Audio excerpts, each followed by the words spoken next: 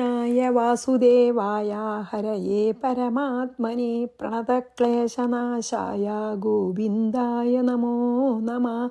രാമായ രാമഭദ്രായ രാമചന്ദ്രായ വേധസേ രഘുനാഥായ നാഥായ സീതായ പതയേ നമഃ. ശ്രീ സീതാലക്ഷ്മണ ഭരത ശത്രുഘ്ന ഹനുമൽ സമേത ശ്രീരാമചന്ദ്രസ്വാമിനേ നമഃ. ക്രിയാമാർഗോപദേശമാണല്ലോ നമ്മൾ ചെയ്യണത്. നമ്മൾ 20ാമത്തെ ശ്ലോകം കഴിഞ്ഞിട്ടാണ് നിർത്തിയത്. അപ്പോൾ അതിലെന്താ പറഞ്ഞാൽ ഭഗവാന് കൊടുക്കാനുള്ള ഭക്ഷ്യവും ഭോജ്യവും എല്ലാ നൈവേദ്യങ്ങളും ചന്ദനം, ധൂപം, അക്ഷതം ഒക്കെ എൻ്റെ പ്രസാദത്തിനായിക്കൊണ്ട് ഭവിക്കും എന്ന് പറയാനില്ലല്ലോ. എന്നാൽ എനിക്ക് അർപ്പിക്കുന്ന സാധനങ്ങൾക്കല്ല പ്രാധാന്യം, ഭക്തിക്കാണ് പ്രാധാന്യം എന്ന് ധരിക്കണം. മാത്രമല്ല ഒരു കാര്യം കൂടിയും പറയണ്ടേ, എന്തെങ്കിലും തുടങ്ങുമ്പോൾ ഈ പൂജാദ്രവ്യങ്ങളൊക്കെ ഒരുക്കിയ ശേഷം നമ്മൾ പൂജ ആരംഭിക്കാവൂ. എന്താ വെച്ചാൽ അതിനിടയ്ക്ക് ഓരോ സാധനങ്ങൾ ഇതെവിടെ നീട്ടു പോണത് നന്നല്ല. അപ്പം എല്ലാം നമ്മൾ ഒരുങ്ങി ശ്രദ്ധയോട് കൂടിയിട്ട് വേണമല്ലോ പൂജ. അതും കൂടി ഒരു ഇൻഡയറക്റ്റായിട്ട് പറയുന്നുണ്ടത്. അങ്ങനെ പറഞ്ഞാണ് നമ്മൾ നിർത്തിയത്. 21ലേക്ക് പോവാം. ചൈലാജിന കുശൈഹി സമ്യഗാസനം പരികൽപ്പയേത് തത്രോപവിശ്യ ദേവസ്യ സമ്മുഖേ ശുദ്ധമാനസ. ഈ എല്ലാ പൂജാദ്രവ്യങ്ങളും ഒരുക്കി പൂജയ്ക്ക് ഇരിക്കണം എന്ന് പറഞ്ഞുല്ലോ, പൂജ ആരംഭിക്കണമെന്ന്. എന്നിട്ട് പറയാണ് ചൈലാജിന കുശൈഹി, വസ്ത്രം ചേല, അതാണ് ചൈലാജ്. അജിനം എന്താ, അജിനം കുശം എന്നിവ കൊണ്ട് ആസനം സമ്യക് പരികൽപ്പയേത്. വസ്ത്രം അജിനം, അതായത് ഈ കൃഷ്ണാജനം എന്ന് പറയും, കൃഷ്ണമൃഗത്തിൻ്റെ തോല്, പുല്ല് എന്നിവ കൊണ്ടാണ് ഇരിക്കണ ആസനം ഉണ്ടാക്കേണ്ടത്. ആസനം സമ്യക് പരിപാലയത്, ആസനത്തെ നന്നായി വിരിച്ച് തത്ര ശുദ്ധമാനസഃ, അതിൽ ശുദ്ധമായ മനസ്സോടുകൂടി ദേവസ്യ സന്മുഖേ ഉപവിശ്യ, ഭഗവാന്റെ അഭിമുഖമായി ഇരുന്ന് എന്നർത്ഥം. ആദ്യം എന്താ പറയണ വെച്ചാൽ, ആദ്യം പുല്ലോണ്ടൊരു സീറ്റ് പോലെ ഇരിക്കാനൊരു ഇടം ഉണ്ടാക്കണം. ചെറിയൊരു ചതുരത്തിലോ എങ്ങനെയെങ്കിലും ഒന്ന് പുല്ല് വെച്ചിട്ട് അതിൻ്റെ മീതെ കൃഷ്ണാജിനം, കൃഷ്ണമൃഗത്തിൻ്റെ തോല് വിരിക്കണം. അതിൻ്റെ മീതെ ഒരു വസ്ത്രം, എന്തെങ്കിലും ഒരു തുണി. ഇങ്ങനെ ഇരിക്കാൻ സുഖം, നല്ല സുഖാസനമാവണം. നല്ല ശുദ്ധമുള്ള ആസനം ആദ്യം ഉണ്ടാക്കണം, ഇരിക്കാനുള്ള സ്ഥലം. എന്നിട്ട് പിന്നെ അതിൽ ഏത് സുഖാസനത്തിലാണ് നമുക്ക് കുറച്ച് നേരം വിഷമമില്ലാതെ ഇരിക്കാൻ പറ്റുന്ന പോലെ അതിലിരുന്നിട്ട് ഭഗവാന്റെ പ്രതിമയോ അല്ലെങ്കിൽ പത്മമിട്ടതോ എന്താ വെച്ചാൽ അതിന് അഭിമുഖമായിട്ടിരിക്കണം. എന്നിട്ട് മനസ്സിൽ വേറൊരു വിചാരങ്ങളും ഇല്ലാതെ പരിശുദ്ധമായ മനസ്സോടുകൂടി ഭഗവാൻ അഭിമുഖമായി ഇരിക്കണം. ചൈലാജിന കുശൈഹി സമ്യഗാസനം പരികൽപ്പയേത് തത്രോപവിശ്യ ദേവസ്യ സമ്മുഖേ ശുദ്ധമാനസ തതോന്യാസം പ്രകുർവീത മാതൃകാ ബഹിരാന്തരം കേശവാദി തത കുര്യാത് തത്വന്യാസം തതപരാജ്ഞന്യാസമൊക്കെ ചെയ്യണം. അതാണ് തതഹ മാതൃകാന്യാസം, അനന്തരം മാതൃകാ അക്ഷരാത്മകമായിട്ടുള്ളൊരു ന്യാസം. ബഹിഹി ആന്തരം, അതായത് ബഹിഹി ആന്തരം പ്രകുർവീത, പുറത്തും ഉള്ളിലും ന്യാസം ചെയ്യണം. ന്യസിക്കുക എന്ന് പറയൂല, അത് നമ്മൾ സ്ത്രീകളൊന്നും ചെയ്യാറില്ല. നമ്പൂരിമാരൊക്കെ അല്ലെങ്കിൽ പൂജ ശരിക്കുള്ള ഷോഡശോപചാര പൂജയൊക്കെ ചെയ്യുമ്പോൾ അവർ ചെയ്യണത് കണ്ടിട്ടുണ്ടല്ലോ. അതൊക്കെ തതഹ കേശവാദി ന്യാസം, അനന്തരം കേശവൻ ആദിയായ ന്യാസത്തെയും തതപ്പരം തത്വന്യാസം കുര്യാത്, അത് പിന്നെ തത്വന്യാസത്തെയും ചെയ്യണം. എന്താ പറയണത് വെച്ചാൽ, അനന്തരം അതിനുശേഷം ഈ തന്ത്രവിധി പ്രകാരം 51 അക്ഷരങ്ങളെ, അങ്ങനെയൊക്കെയാണ് അതിൽ പറയുക, ഈ ഉള്ളിൽ, അതായത് നമ്മുടെ 7 ചക്രം ഉണ്ടല്ലോ, ആധാരം, മൂലാധാരം, പിന്നെ ഉള്ള 7 ചക്രങ്ങളുണ്ടല്ലോ, ആ ചക്രങ്ങളിലും പുറത്തുള്ള അംഗങ്ങളിലും അകത്തുമൊക്കെ പൂജിക്കുന്ന ബിംബത്തിലും ന്യസിക്കണം കേട്ടോ. പിന്നെയോ ഈ കേശവായ നമ, നാരായണായ നമ, അങ്ങനെയുള്ള 24 നാമങ്ങൾ കൊണ്ടും ന്യസിക്കണം. പിന്നെ തത്വം കൊണ്ട് ന്യാസം ചെയ്യണം. ഈ വക ന്യാസക്രമങ്ങളൊക്കെ പിന്നെ പുസ്തകങ്ങളിലെ ശാസ്ത്രവിധി പ്രകാരം, ഐ തിങ്ക് നാരദ പഞ്ചരാത്രം എന്നുള്ള ഗ്രന്ഥത്തിൽ ശരിക്കും ഈ ന്യാസക്രമങ്ങളൊക്കെ പറഞ്ഞിട്ടുണ്ടത്രേ.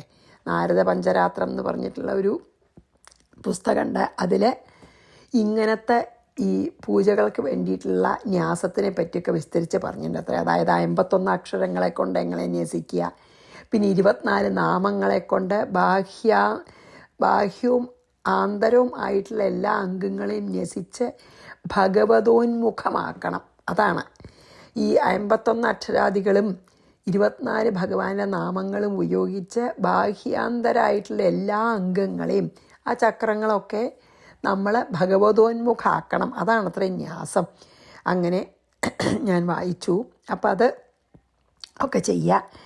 അതായത് എല്ലാം, അതായത് മനസ്സ് മാത്രമല്ല, എല്ലാ നമ്മുടെ ശരീരവും ശരീരത്തിൽ അകത്തും പുറത്തുള്ള എല്ലാ അവയവങ്ങളും അംഗങ്ങളും ഒക്കെ ഭാഗവതോന്മുഖാക്കി. ഇപ്പോൾ നമ്മൾ അങ്ങനെയാണെന്നിൽ അതുവരെ നമ്മൾ ചെയ്തതപ്പോൾ തതോന്യാസം പ്രകുർവീത മാതൃകാ ബഹിരാന്തരം കേശവാദി തതക്കുര്യ തത്വന്യാസം തതപ്പരം.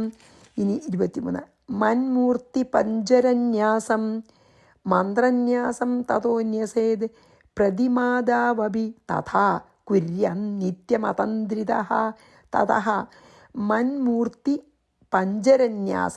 അനന്തരം എൻ്റെ മൂർത്തി പഞ്ചരന്യാസത്തെയും, അതായത് ഏത്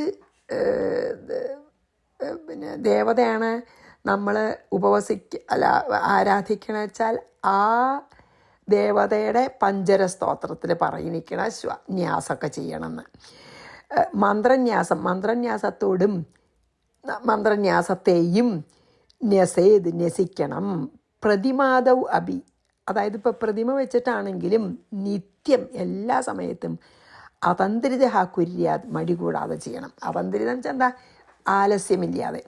അതായത് ഇതിലിപ്പോൾ എന്താ പറഞ്ഞ വെച്ചാൽ അതിനുശേഷം ഇങ്ങനെ നമ്മളെല്ലാം ഭഗവതോന്മുഖാക്കി എന്ന് പറഞ്ഞുല്ലോ കഴിഞ്ഞേലെ.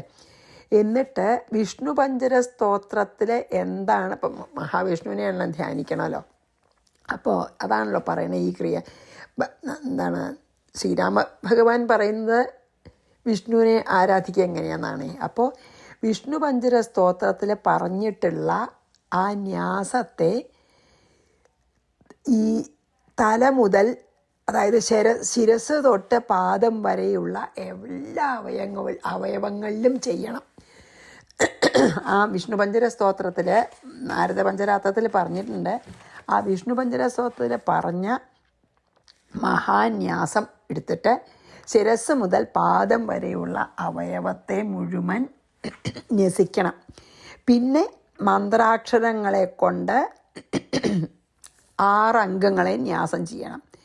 ഇതെല്ലാം നമ്മൾ ഈ പിന്നെ നമ്മളേത് പ്രതിമയാണ് പൂജിക്കണമെന്ന് വെച്ചാൽ അതിലും ചെയ്യണം, ഒരു മടിയും കൂടാതെ എന്നാണ് പറയുന്നത്.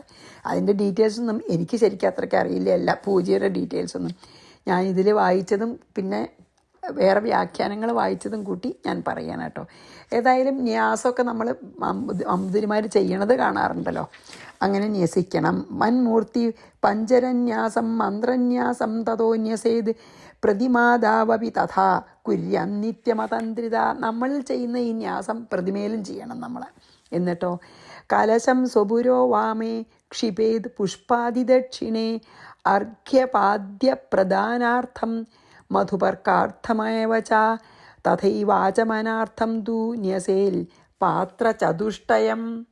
പിന്നെന്താ പറഞ്ഞു വെച്ചാൽ സ്വപുരോഭാഗേ വാമേ കലശം, തൻ്റെ മുമ്പിൽ ഇടത്തുഭാഗത്ത് എന്ത് ഈ വെള്ളത്തിൻ്റെ ആ കുടം വയ്ക്കണം.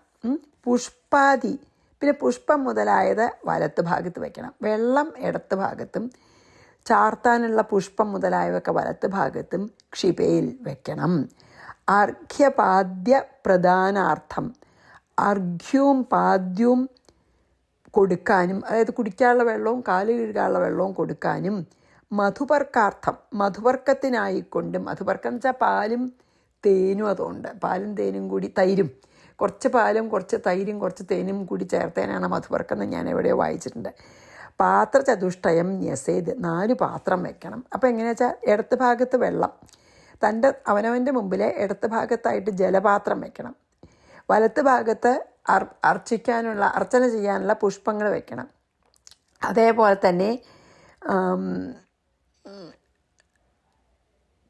പിന്നെ അർഘ്യം സമർപ്പിക്കാൻ, അതായത് വെള്ളം കുടിക്കാനുള്ള വെള്ളം കൊടുക്കാനുള്ളത് പിന്നെ ഇടത്തെ അതായത് വായുകോണിലും, പിന്നെ കാല് കഴുകാനുള്ള വെള്ളം നിറുതി കോണിലും, മധുപർക്ക പാത്രം മധ്യത്തിലും, ആചമനം സമർപ്പിക്കുവാനുള്ള ജലം ഈശാന കോണിലുമായിട്ട് 4 പാത്രങ്ങൾ സമർപ്പിക്കണം എന്നാണ് പറയുന്നത്. അപ്പോൾ ഒന്ന് കാല് കഴുകാൻ, ഒന്ന് വായ കഴുകാൻ, ഒന്ന് മധുപർക്കം ആക്കാൻ, പിന്നെ ഒന്ന് ആചമനം ചെയ്യാൻ. ഈ 4 പാത്രങ്ങൾ 4 കോണുകളിലായിട്ട് വെക്കണം. അതായത് കോർണർ, ഇപ്പോൾ വടക്ക് കിഴക്ക് തെക്ക് പടിഞ്ഞാറ് അങ്ങനെയുള്ള കോണുകളിൽ. കലശം സ്വപുരോവാമേ ക്ഷിപേൽ പുഷ്പാദിദക്ഷിണേ അർഘ്യ പാദ്യപ്രദാനാർത്ഥം മധുപർക്കാർത്ഥമേവ ച തഥൈവാചമനാർത്ഥം തു നസേൽ പാത്രചതുഷ്ടയം ഹൃത്പത്മേ ഭാനുവിമലേ മൽക്കരാം ജീവസംജ്ഞിതാം ധ്യായേൽ സ്വദേഹമഖിലം തയാ വ്യാപ്തമരിന്ദമ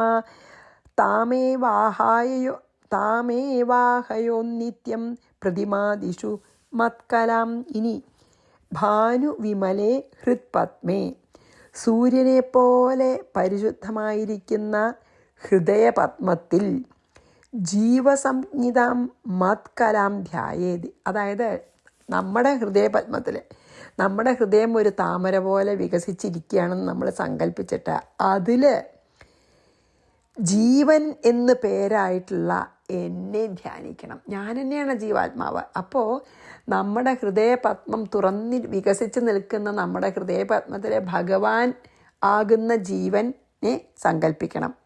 എൻ്റെ കലയെ ധ്യാനിക്കണം. അരിന്ദമാഹേ ശത്രുസൂദന, അതായത് ലക്ഷ്മണനോടാണല്ലോ പറയണത്. സ്വദേഹം അഖിലം, തൻ്റെ ദേഹം മുഴുവനും തയാവ്യാപ്തം ധ്യായേത്. ഈ ഞാൻ എന്നെ ഹൃദയകമലത്തിൽ ഇങ്ങനെ ധ്യാനിക്കണം ആദ്യം, എന്നിട്ട് ഞാൻ അങ്ങയുടെ ദേഹം മുഴുവൻ വ്യാപിച്ചതായി ധ്യാനിക്കണം. തയാവ്യാപ്തം ധ്യായേത് പറഞ്ഞു, വ്യാപിച്ചതുപോലെ ധ്യാനിക്കണം. താം ഏവ മൽക്കല, ആ എൻ്റെ കലയെ തന്നെ, ആ എൻ്റെ പിന്നെ രൂപത്തിനെ അല്ലെങ്കിൽ ശക്തിയെ തന്നെ പ്രതിമാദിഷു നിത്യം ആവാഹയത്, പ്രതിമാദികളിൽ നിത്യവും ആവാഹിക്കണം. എന്നിട്ട് അതെന്താ പറഞ്ഞ വെച്ചാൽ സൂര്യനെ പോലെ പ്രകാശിക്കുന്ന ആ ഹൃദയപത്മം വികസിച്ചതായി സങ്കല്പിച്ചിട്ട് ജീവനെന്ന് പേരായിട്ടുള്ള എൻ്റെ അംശമാണല്ലോ, എല്ലാ ജീവാത്മാക്കളും എൻ്റെ അംശമല്ലേ. അപ്പോൾ ജീവനെന്ന് പേരായിട്ടുള്ള എൻ്റെ അംശത്തെ ആ ഹൃദയപത്മത്തിൽ ധ്യാനിക്കണം. എന്നിട്ടോ തൻ്റെ ദേഹം, അതായത് കാല് തൊട്ട് ശിരസ് വരെ ഈ കല കൊണ്ട് വ്യാപിക്കപ്പെട്ടതായിട്ട് ധ്യാനിക്കണം. പിന്നെയോ പ്രതിമാദികളായിട്ടുള്ള ആ പൂജയ്ക്ക് ഉപയോഗിക്കുന്ന പ്രതിമയോ ചിത്രമോ എന്താ വെച്ചാൽ ആ ജീവകലയെ തന്നെ ആവാഹിച്ചിട്ട് ആ പ്രതിമാദികളും ചൈതന്യമുള്ളവയാണെന്ന് ധരിക്കണം. അതായത് ആദ്യം അവനവൻ്റെ ഉള്ളിൽ, അതെങ്കിൽ നമ്മൾ കണ്ടിട്ടുണ്ടല്ലോ പൂജയ്ക്കൊക്കെ അവർ ചെയ്യണതാണ്, ആദ്യം അവനവൻ്റെ ഉള്ളിലുള്ള ഭഗവാനെ ഉണർത്തണേ. അതാണ് ആദ്യം പറഞ്ഞത്. എന്താ അറിയോ, പിന്നെ വികസിച്ചിരിക്കുന്ന ഒരു പത്മത്തിൽ ഞാനുണ്ടെന്ന് സങ്കല്പിച്ചിട്ട് ആ ഞാൻ, എൻ്റെ ശക്തി, എൻ്റെ ജീവകല ആ പൂജ ചെയ്യണ ആളുടെ ദേഹം മുഴുവൻ വ്യാപിച്ചു. അവർ ഭഗവാൻ തന്നെയാണെന്ന് സങ്കല്പിച്ചിട്ട്, ഭഗവാൻ തന്നെ ഭഗവാന്റെ അംശമാണെന്ന് നല്ലോണം അനുഭവമായി അറിഞ്ഞ് ആ ചൈതന്യത്തിനെ, അവനവനിൽ നിന്ന് തന്നെ ആ ഭഗവത് ചൈതന്യത്തിനെ നമ്മുടെ മുമ്പിൽ നമ്മളെ പിന്നെ ആരാധിക്കാനായി വെച്ചിട്ടുള്ള പ്രതിമയിലോ പത്മത്തിലോ ചിത്രത്തിലോ ആവാഹിച്ച് ഈ ഭഗവത് ചൈതന്യത്തിനെ അതിലും കൂടിയും വ്യാപിപ്പിക്കണം. നമ്മൾ ആരാധിക്കാൻ പോകുന്ന പ്രതിമയിലേക്ക് നമ്മളിൽ നിന്നു തന്നെ ആ ജീവചൈതന്യത്തെ ആവാഹിച്ച് കൊണ്ടുവന്ന് പ്രതിഷ്ഠിക്കണം. പിന്നെ നമ്മൾ ആ പ്രതിമയാണ് പൂജിക്കണതേ. ആദ്യം നമ്മളുടെ ജീവചൈതന്യത്തെ ഉണർത്തിയിട്ട് ആ ജീവചൈതന്യത്തിനെ ആവാഹിച്ച് ആ പ്രതിമയിലേക്ക് ആക്കുകയാണ്. പൂജ കഴിഞ്ഞാൽ തിരിച്ച് ആ ജീവചൈതന്യത്തിനെ നമ്മളിലേക്ക് തന്നെ ആക്കും. അങ്ങനെയാണ്. അപ്പോൾ സൂര്യനെ നമ്മളുടെ ഉള്ളിൽ നിന്ന് അപ്പം ഇല്ലാണ്ടാവില്ല. ഭഗവാൻ പൂർണ്ണനാണല്ലോ. പൂർണ്ണമിതം പൂർണ്ണാത് പൂർണ്ണമുദച്യത എന്നല്ലേ. അപ്പം നമ്മുടെ ഉള്ളിലുള്ള ആ ജീവചൈതന്യത്തെ നമ്മൾ എടുത്താലും നമ്മുടെ ജീവചൈതന്യം അത്ര തന്നെ അപ്പോഴും നിൽക്കുന്നുണ്ട്, പൂർണ്ണമായിട്ട് നിൽക്കും. ആ ജീവചൈതന്യത്തിനെയാണ് നമ്മൾ പക്ഷേ പ്രതിമയിലേക്ക് കൊണ്ടുപോയത്. അതായത് ഈ പൂജയിലേക്കും ആ പ്രതിമാദികളിലേക്കും ഈ ചൈതന്യം തന്നെ നൽകി, ചൈതന്യം ഉണ്ടെന്ന് നമ്മൾ സങ്കല്പിക്കണം. ഹൃത്പത്മേ ഭാനുവിമലേ മത്കലാം ജീവസംഹിതാം ധ്യായേൽ സുദേഹമഖിലം തയാ വ്യാപ്തമരിന്ദമ തമേവാവാഹയോ നിത്യം ആവാഹനം ചെയ്യണമെന്ന്. പ്രതിമാദിഷു മൽക്കലാം, അതാണ് ആവാഹനം എന്ന് പറഞ്ഞാൽ ഈ പിന്നെ നമ്മൾ പ്രതിമയിലേക്ക് ജീവചൈതന്യത്തിനെ കൊണ്ടുവരണതാണ് ആവാഹനെ. പാദാർഘ്യാചമനീയാദ്യൈഃ സ്നാനവസ്ത്രവിഭൂഷണൈഃ യാവച്ഛക്യോപചാരൈർവാ ത്വർച്ചയേന്മാമമായയാ. പാദാർഘ്യാചമനീയാദ്യൈഃ, പാദ്യം അർഘ്യം ആചമനീയം ആദിയായ സ്നാനവസ്ത്രവിഭൂഷണൈ, സ്നാനം വസ്ത്രം ആഭരണം, അങ്ങനെ ഈ ഷോഡശോപചാരത്തിലത്തെ 16 സ്റ്റെപ്സാണതൊക്കെ.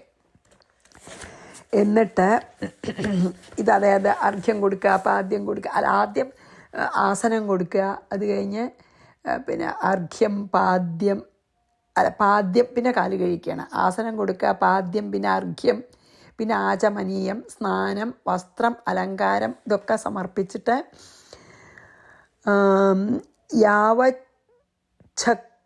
യാവച്ഛക്യോപചാരൈഹി, എല്ലാ ഉപചാരങ്ങളെ കൊണ്ട് അമായയ, യാതൊരു കാപട്യവും കൂടാതെ മാം അർച്ചയത്, എന്നെ അർച്ചിക്കണം. അതായത് എന്താ പറഞ്ഞ വെച്ചാൽ ആസനം, പാദ്യം, അർഘ്യം, ആചമനീയം, സ്നാനം, വസ്ത്രം, അലങ്കാരം, ഇതൊക്കെ എനിക്ക് സമർപ്പിച്ച് പറ്റണത്ര ഉപചാരങ്ങളെ കൊണ്ട് പറ്റുന്ന എത്ര ഉപചാരം, ഷോഡശോപചാരത്തിൽ 16 ഉപചാരങ്ങളിൽ 16ഉം പറ്റിയില്ലെങ്കിലും പറ്റുന്നത്ര ഉപചാരങ്ങളോടുകൂടി, അതായത് പിന്നെ നമ്മൾ താമ്പൂലം അങ്ങനെയൊക്കെ ഉണ്ടല്ലോ, വാദ്യം, നൃത്തം ഒക്കെ അതിൽ വരും. അപ്പോൾ പിന്നെ നൈവേദ്യം കൊടുത്തു കഴിഞ്ഞിട്ട് പിന്നെയാണ് ആചമനീയം, അതൊക്കെ. അത് കഴിഞ്ഞ് പിന്നെ വാദ്യം, നൃത്തം, സംഗീതം അല്ലേ, പിന്നെ താമ്പൂലം, അങ്ങനെയുള്ള പറ്റുന്നത്ര ഉപചാരങ്ങളോടുകൂടി സാധിക്കുന്ന പക്ഷം 16 ഉപചാരങ്ങളും ശരിക്കുള്ള ഷോഡശോപചാരം തന്നെ ചെയ്യാം. അല്ലെങ്കിൽ പറ്റുന്ന അത്ര ഉപചാരങ്ങൾ അയച്ചിട്ട്, അല്ലെങ്കിൽ ചിലർ പഞ്ചോപചാരം ചെയ്യും എന്ന്. അപ്പോൾ അവനവൻ്റെ ശക്തി പോലെ എത്ര ഉപചാരങ്ങൾ സാധിക്കിച്ച അത്ര ഉപചാരങ്ങളെ കൊണ്ട് എന്നെ പൂജിക്കണം. പാദ്യാർഘ്യാചമനീയാദ്യൈ സ്നാനവസ്ത്രവിഭൂഷണൈ യാവച്ഛക്യോപചാരേർവാ ത്വർച്ചയേൻ അമായയ, കാപട്യമില്ലാതെ ശുദ്ധ മനസ്സോടുകൂടി എന്നെ ഇങ്ങനെ പൂജിക്കണമെന്ന്. ഷോഡശോപചാരം 16 ഉപചാരങ്ങളോടുകൂടി ചെയ്യാൻ പറ്റുമെങ്കിൽ അങ്ങനെ ചെയ്യാം. അല്ല പഞ്ചോപചാരമായിട്ട് ചെയ്യാനുള്ള ശക്തിയുള്ളൂ വെച്ചാൽ അങ്ങനെ ചെയ്യാം. പിന്നെ വിഭവയെ സതി കർപ്പൂര കുങ്കുമാകരുചന്ദനൈ അർച്ചയേൻ മന്ത്രവൻ നിത്യം സുഗന്ധകുസുമൈഃ ശുഭൈഃ. വിഭവയെ സതി, ധാരാളം വിഭവങ്ങളൊക്കെ ഉണ്ടെങ്കിലേ, റീസോഴ്സസ് ഉണ്ടെങ്കിൽ, കർപ്പൂര കുങ്കുമാകരു ചന്ദനൈഃ, കർപ്പൂരം, കുങ്കുമം, അകരു, ചന്ദനം, ഇതൊക്കെ ഉപയോഗിച്ചിട്ട് ശുഭൈഃ സുഗന്ധകുസുമൈഃ, നല്ല സുഗന്ധകുസുമങ്ങൾ അവൈലബിൾ ആണെങ്കിൽ അതെടുത്ത് നിത്യം മന്ത്രവത് അർച്ചയത്, മന്ത്രങ്ങളെ ചൊല്ലി എന്നെ, അതൊക്കെ അവനവൻ്റെ കഴിവനുസരിച്ചിട്ട് മതി എന്നാണ്. അതായത് ഐശ്വര്യം, ധാരാളം സമ്പത്തും റീസോഴ്സസും ഉള്ളവരാണെങ്കിൽ കർപ്പൂരവും കുങ്കുമവും അകിലും ചന്ദനവും സുഗന്ധപുഷ്പങ്ങളും ഒക്കെ കൊണ്ടുവന്ന് ദിവസവും തോറും മന്ത്രം ചൊല്ലി എന്നെ അർച്ചിക്കേണ്ടതാണ്. വിഭവയെ സതി കർപ്പൂര കുങ്കുമാകരു ചന്ദനൈ അർച്ചയൻ മന്ത്രവൻ നിത്യം സുഗന്ധകുസുമൈഃ ശുഭൈ. ഇതൊന്നിനും കഴിവില്ലാത്ത ആളാണെന്ന് വെച്ചാൽ മനസ്സിലും ഇതൊക്കെ ചെയ്യാം, മാനസപൂജയായിട്ടും ചെയ്യാം. ദശാവരണ പൂജാം വൈ ഹ്യാഗമോക്താം പ്രകാരയേൽ നീരാജനൈർധൂപദീപൈർ നൈർവേദ്യൈർ ബഹുവിസ്തരൈ ശ്രദ്ധയോപഹരേ നിത്യം ശ്രദ്ധാഭൂഗമീശ്വര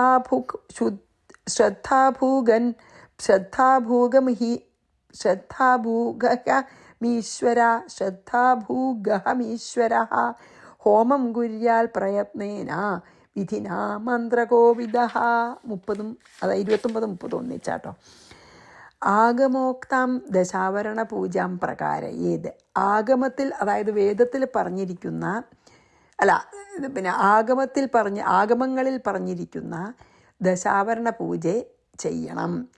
ധൂപദീപൈഹി, ധൂപങ്ങൾ കൊണ്ടും ദീപങ്ങൾ കൊണ്ടും, ബഹുവിസ്തരൈ, നൈവേദ്യങ്ങളെ കൊണ്ടും, ബഹുവിധങ്ങളായ നൈവേദ്യങ്ങളെ കൊണ്ടും, നീരാജനൈഹി, നീരാജനങ്ങൾ കൊണ്ടും, നിത്യം ശ്രദ്ധയാ, നിത്യം ശ്രദ്ധയോടുകൂടി, ഉപഹരേത്, ഉപഹരിക്കണം, ഈശ്വര അഹം, ഈശ്വരനായ ഞാൻ, ശ്രദ്ധാപൂർവം സമർപ്പിക്കുന്നതിനെ ഭക്ഷിക്കുന്നവനാകുന്നു.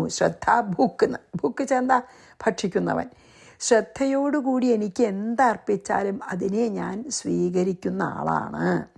മന്ത്രകോവിദ, മന്ത്രം നന്നായി അറിയുന്നവൻ, വിധിപ്രകാരം പ്രയത്നേന ഹോമം കുര്യാത്, വളരെ കുറച്ച് എഫർട്ട് എടുത്തിട്ട് തന്നെ ഹോമം ചെയ്യണം. വേയിക്കണവരെ, മന്ത്രമൊക്കെ അറിയണവരെ.